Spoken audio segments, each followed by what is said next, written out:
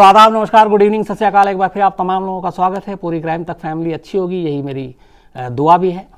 और माफ़ी सबसे पहले कल के लिए, कल कहानी में गैप, कल मैं था नहीं और कहानी सुना नहीं पाया क्योंकि बहुत सारी चीज़ें थी दफ्तर में और उसकी वजह से थोड़ा सा टाइम भी नहीं था और कुछ टीम को लेकर भी मीटिंग थी, तो वक्त की कमी थी। फिर मुझे लगा आप लोग तो अपने फैमिली वाले हैं, तो कभी कभी ऐसा हो जाता है, पर मेरी कोशिश होती है कि कहानी में कभी गैप ना हो, लेकिन कल हुआ। खैर, आज वापस कहानी पर। कहानी आज मुझे कुछ और सुनानी थी। सुशांत सिंह राजपूत के केस में अभी तक और कोई डेवलपमेंट नहीं है, लेकिन कुछ चीज़ें हुई हैं और मुझे लगता है आज रात तक हम लोगों को शायद वो मिल भी जाए कि उस पूरे कमरे के अंदर की जो सारी चीज़ें थी, हाइट से लेकर बेड, फैन, जो डीसीपी हैं बांद्रा, वहाँ पे क्राइम ब्रांच जो मामले की जांच कर रही है, उनके टच में है। और वो सारी चीज़ें जो पोस्टमार्टम रिपोर्ट में आई और जो लिखी हैं और जो वहाँ पे एक्सपर्ट्स ने सारी चीज़ें चेक की हैं, वो शायद वो सारी डिटेल हमें मिल जाए। तो कल मैं ज़रूर उसको आपको डिटेल में बताऊंगा। और उस कॉन्ट्रैक्ट में जो यशराज फिल्म से जो मांगी थी पुलिस ने, वो कॉन्ट्रैक्ट की कॉपी भी मिल गई। उस कॉन्ट्रैक्ट की कॉपी में क्या क्या लिखा हुआ है ये भी डिटेल मिल जाए, तो कल मैं आपको ज़रूर इस पर सारी चीज़ें बताऊँगा। कहानी शुरू करूँ उससे पहले बहुत सारे आप लोगों के मेल आए। उस दिन फॉरेंसिक एक्सपर्ट डॉक्टर हर्ष शर्मा जी को जो बुलाया था और सुनाया था, मेरा सिर्फ यही कहना है कि हर एक को अपनी राय रखने का पूरा हक है। मैंने सिर्फ उनको इसलिए बुलाया था क्योंकि एक तो वो Madhya Pradesh state forensic lab के डायरेक्टर हैं, 38 साल का एक्सपीरियंस है। बेशक वो इस केस से जुड़े हुए नहीं हैं, लेकिन 700-800 सुसाइड के केस को उन्होंने इन्वेस्टिगेट किया है, तो केस पर रोशनी डाल सकते हैं। मैंने कल उस दिन भी कहा था कि फैसला आखिरी नहीं सुनाना, बहुत सारे लोगों को ये नाराज़गी थी, लेकिन ऐसा नहीं है। देखिए, हर केस के दो पहलू होते हैं और अगर बातचीत नहीं हो, अलग अलग लोगों के विचार नहीं रखे जाएं, तो आप फिर पता नहीं चलता कि है क्या एक्चुअली। तो एक फॉरेंसिक एक्सपर्ट बेहतर तस्वीरों को देखकर जो भी उनकी राय है शुरुआती, वो बता सकते हैं कि इस तरीके से है, इस तरीके का नहीं है। तो इसी कोशिश, इसी मकसद के तहत मैं उनको लाया और उनसे बहुत सारी चीज़ें नई सीखी भी। लेकिन सुशांत सिंह राजपूत की मौत का सच क्या है, ये कोई फैसला जाहिर सी बात है ना हमारे हाथ में ना आपके हाथ में। इन्वेस्टिगेटिंग जो एजेंसी है, तो इंतज़ार हमें करना चाहिए फाइनल रिपोर्ट क्या आता है। लेकिन इस दौरान में जो सबूत, जो बाकी चीज़ें आती हैं, वो बीच बीच में रखना भी चाहिए ताकि अपडेट हो सके। तो कल कोशिश होगी इसके बारे में पूरी अपडेट दे सकें। अब आज की कहानी आज की लिस्ट में नहीं थी, लेकिन ये कहानी ऐसी है कि कई बार आपकी ज़िंदगी में, पेशे में, क्राइम रिपोर्टिंग में ऐसी कहानी आ जाती हैं जो बिल्कुल चौंका देती हैं और सोचने में मजबूर कर देती हैं। जब ये कहानी कल शाम को मुझे पता चली तो मैं बहुत देर तक सोचता रहा इसकी सारी चीज़ों पे, और फिर इंसानी दिमाग पे, उसकी सोच पे। और कई बार की चीज़ें ऐसी होती हैं कि वो एक इंतहा तक कोई भी चला जा सकता है। ये कहानी एक बदले की है और एक बदला लेने के लिए एक शख्स क्या कुछ करता है, कैसे करता है, ये एकदम फिल्मी कहानी जैसी है।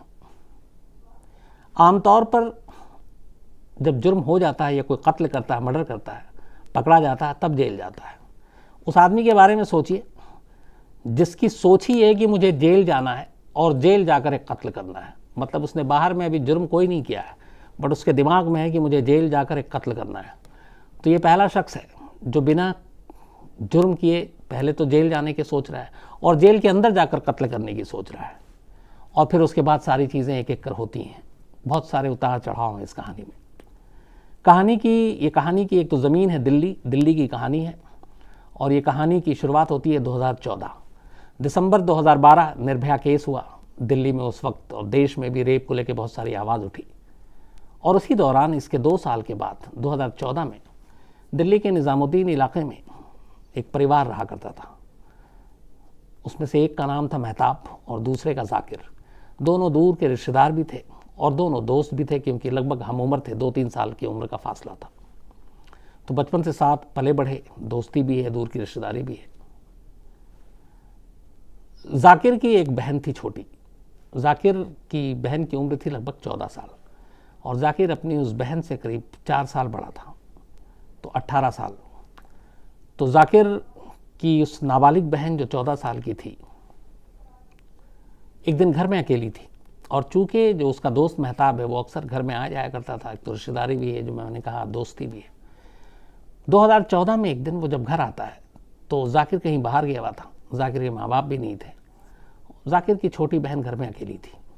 मेहताब की नीयत ख़राब हो जाती और वो उस बच्ची के साथ ज़बरदस्ती करता है।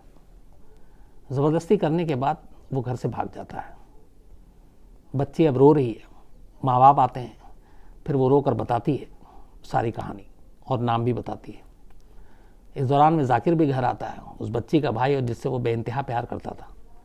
तो उसे भी वो कहानी पता चली, बहुत तेज़ गुस्सा है। अब वो महताब को ढूंढ रहा है और ये पूरा परिवार ढूंढने के लिए और पुलिस में जाने के लिए भी तैयारी कर रहा था। इधर वो 14 से 15 साल की जो बच्ची है, वो शर्म की वजह से जब घर वाले बाहर निकले, उसने खुदकुशी कर ली। तो पहले उसके साथ ज़बरदस्ती रेप हुआ और फिर उस लड़की ने अपनी आबरू इस तरह से गंवाने के बाद खुदकुशी कर ली। घर वाले जब लौटते हैं, देखते हैं जाकिर की अपनी बहन की लाश। सदमा बड़ा था, पहले ही वो गुस्से में था, उसके बाद बहन की मौत ने उसको और तोड़ दिया। घर वाले पुलिस स्टेशन पहुंचते, रिपोर्ट लिखाते हैं। महताब भागा हुआ था, जाकिर अलग ढूंढ रहा था। लेकिन फिर पुलिस जो है उस वक्त हरकत में आती है और महताब को गिरफ्तार कर लेती है। गिरफ्तार करने के बाद मामला कोर्ट में जाता है।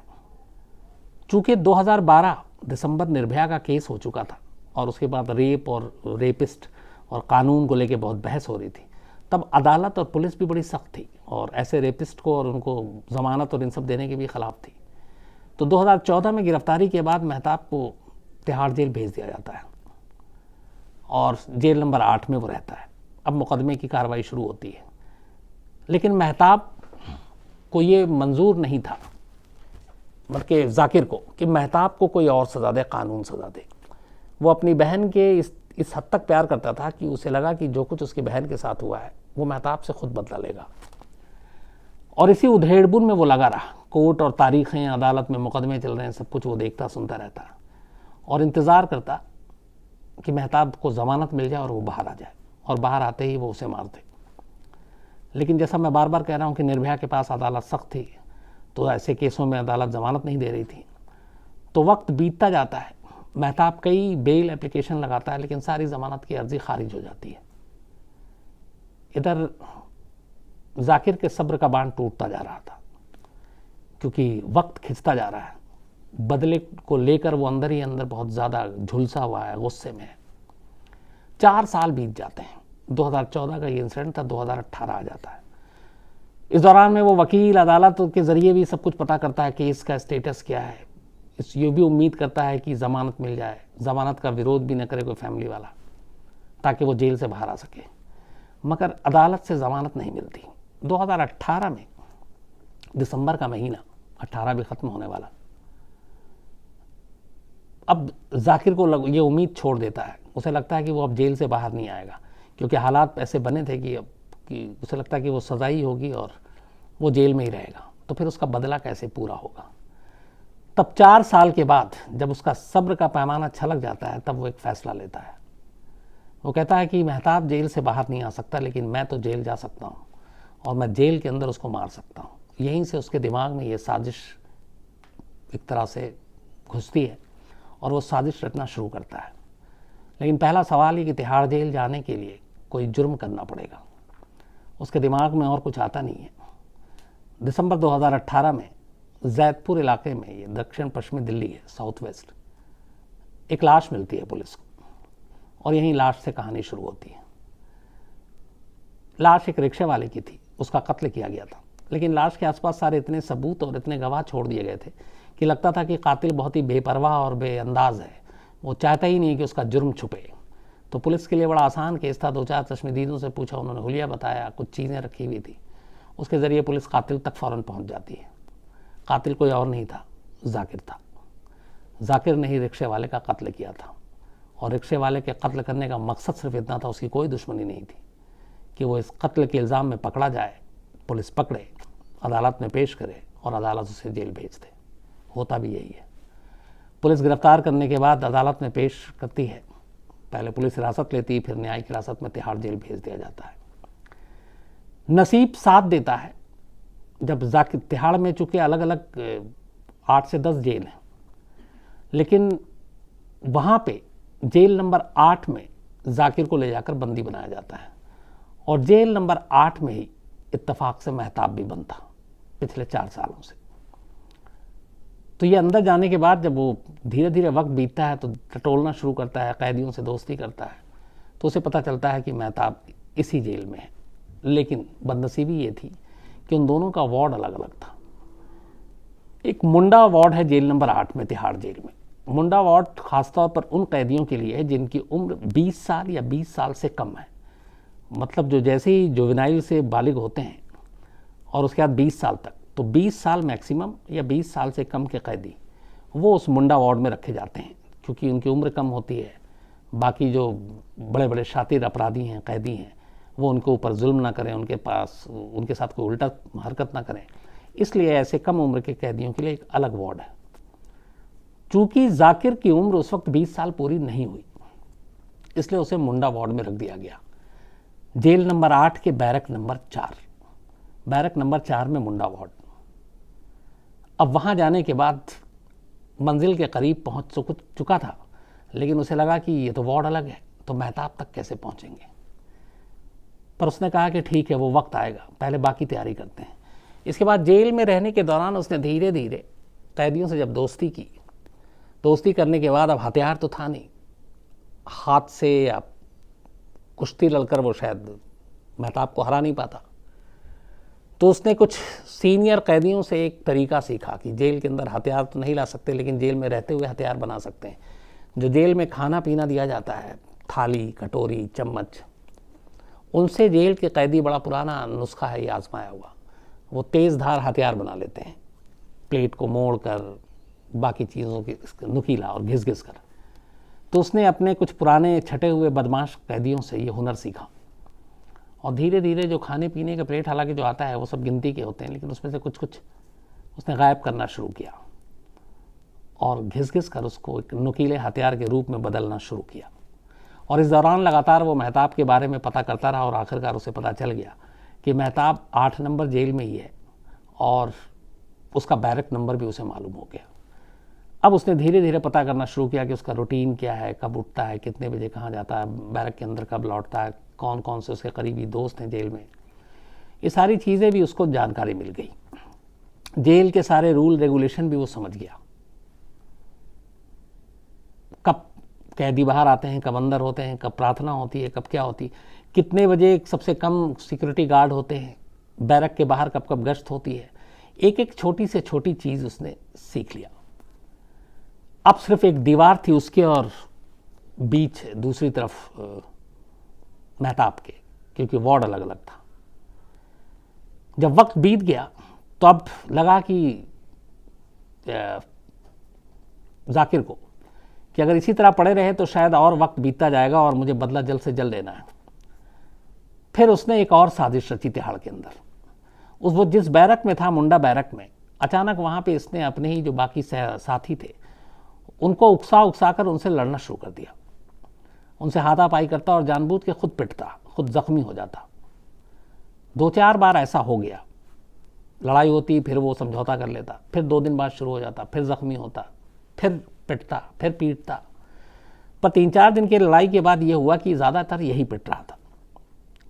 जब बहुत ज़्यादा जख्म हो गया और पिट गया, तब इसने जेलर को एक लेटर लिखा, और उस खत में ये लिखा कि चूँकि इस वार्ड में मुझसे और भी बड़े लोग हैं और वो मेरे को ऊपर टॉर्चर करते हैं, मुझे मारते पीटते हैं, और 1-2 बार मेरा मेडिकल भी हो चुका है, यहाँ पे मरहम पट्टी भी हुई है, तो मुझे जान का ख़तरा है इन लोगों के बीच में, तो इसलिए मेरी गुजारिश है कि मेरा वार्ड बदल दिया जाए। ये लेटर जेलर को लिख दिया। जेलर ने इंक्वायरी कराई तो पता चला कि हाँ, ये कई बार पिटा है, तो जेलर को भी लगा कि कहीं गड़बड़ ना हो, तो उसकी इस एप्लीकेशन को एक्सेप्ट कर लिया और उसको उस वार्ड से निकाल कर एक दूसरे वार्ड में, जेल नंबर 8 में ही डाल दिया। यहाँ नसीब साथ दिया जाकिर का। जिस वार्ड में इस बार उसको रखा गया, उसी वार्ड में मेहताब था, और ये फर्स्ट फ्लोर पे पहली मंजिल जो जेल की है, जेल नंबर 8 में, बैरक नंबर 4, उसमें था ये। अब पहली बार मेहताब के ये बिल्कुल करीब आ गया था, लेकिन फिर भी इसने पहले कहा कि पूरी एक इंक्वायरी करेंगे, टाइम टेबल देखेंगे, कब अटैक कर सकते हैं, क्योंकि बाकी कैदी हैं, कोई झगड़ा होता तो बहुत सारे कैदी आकर रोक लेते हैं, बचा लेते हैं, या 2 गुट में बढ़ जाते हैं तो फिर मारने पीटने लगते हैं। तो उसने अब नज़र रखनी शुरू की मेहताब के दिनचर्या पर कि ये कब उठता है, क्या करता है। बैरक एक थे दोनों के, लेकिन सेल अलग अलग थे, और सेल कुछ खास वक्त के लिए खोले जाते थे और फिर बंद होते थे। जैसे सुबह उठना है, प्रार्थना के लिए सबसे पहले जब जेल की शुरुआत होती है, सुबह कैदियों को जब उठाया जाता है तो उन सबको इकट्ठा किया जाता है प्रार्थना सभा के लिए, और वहाँ प्रार्थना होती है। इसके बाद फिर कैदियों को अलग अलग नाश्ता दिया जाता है, फिर जो जिनकी जिम्मेदारी है वैसे उनको रखा जाता है या फिर सेल में बंद कर दिया जाता है। चूँकि जो अंडर ट्रायल होते हैं विचाराधीन, उनसे काम नहीं लिया जाता, तो उनको कोई काम करना भी नहीं होता है, तो बस फिर उनको वापस सेल में छोड़ दिया जाता है या निगरानी में वहीं आसपास। तिहाड़ में कई गार्डन भी हैं, बाकी चीज़ें भी हैं। तो इसने नोटिस किया कि जाकिर ने वहाँ रहते हुए कि कई बार ऐसा हुआ जब प्रार्थना सभा होती है और उसमें एक टाइम होता है सबके उठने का और पहुँचने का, उसमें मेहताब अक्सर लेट जाता है, इतना लेट कि उसके उस बैरक के सारे कैदी निकल चुके होते हैं और वो सबसे आखिर में पहुँचता है। और वो पल, वो जो 2-3 मिनट है देरी, जो सबसे लास्ट में निकलता है, उसे लगा कि यही मौका है जब उसके आसपास कोई नहीं होता, ना सुरक्षा गार्ड ना कोई बाकी कैदी। तब उसने नज़र रखनी शुरू की।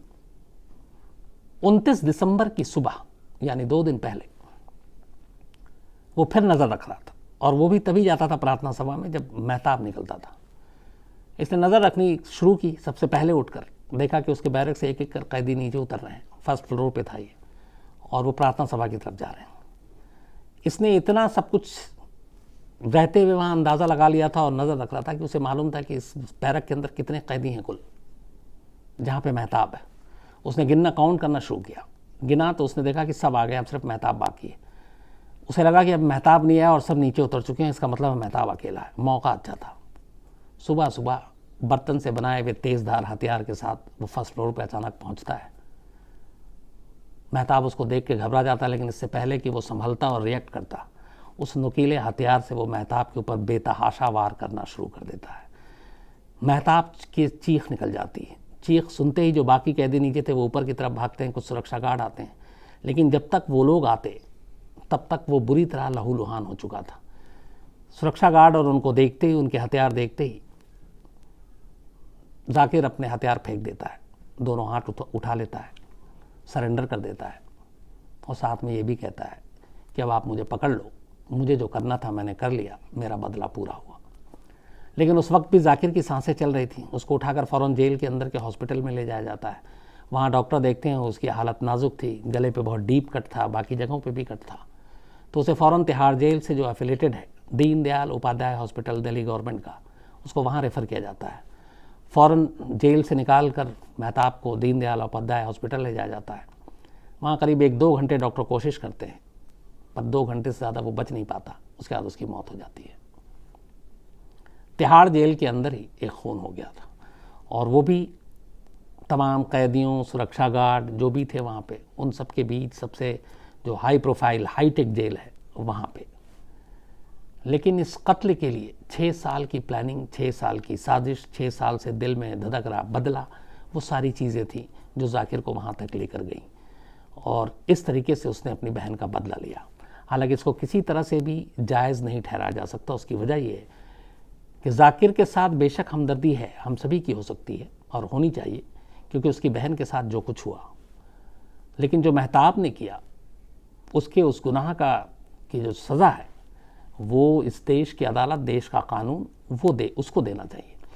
तो अगर हर इंसान खुद अपने हाथ में कानून ले ले और कानून हर हाथ का तमाशा हो जाए, खिलौना हो जाए, तो फिर एक सभ्य समाज, एक जो सोसाइटी जिसको हम लोग कहते हैं अच्छी, वो फिर जंगल राज में तब्दील हो जाएगा।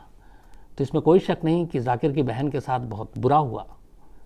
छोटी सी बच्ची थी, पहले उसकी इज्जत लूटी गई, फिर उसने खुदकुशी कर ली, लेकिन उसके लिए बदला लेने के लिए इस तरीके से पहले तो एक रिक्शे वाले को बेकसूर, जिसका कोई कसूर नहीं, सिर्फ एक सीढ़ी बनानी थी उसको तिहाड़ जेल तक पहुंचने के लिए।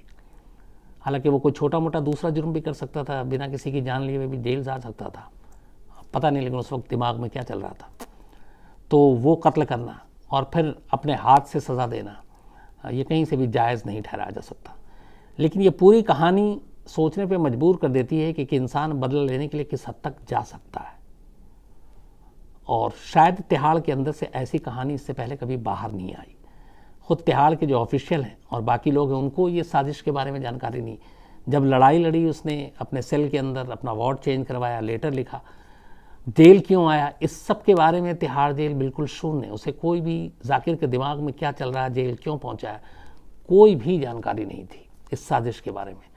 जब ये कत्ल हुआ और कत्ल करने के बाद जब तिहाड़ जेल ऑफिशियल ने उससे पूछा, क्योंकि दोनों का कभी झगड़ा भी नहीं हुआ जेल के अंदर, ना कोई और ऐसी चीज़ थी, तो जब ये सब कुछ हो गया और उसने सरेंडर कर दिया और कहा कि मेरा काम हो गया, बदला हो गया, फिर जब उसने मुंह खोला तब तिहाड़ जेल ऑफिशियल को पता चला कि साजिश करीब 6 साल से इसके दिमाग में चल रहा था कि किस तरीके से मेहताब को मारना, और 6 साल बाद आखिरकार उसे मारने के लिए जेल तक आया और जेल में मार भी डाला।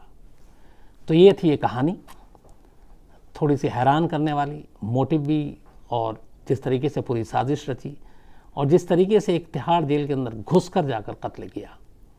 तो क्राइम की दुनिया में ऐसी बहुत सारी चीज़ें कई बार ऐसी जो दंग कर देती हैं, ऐसी कहानी आती रहती हैं।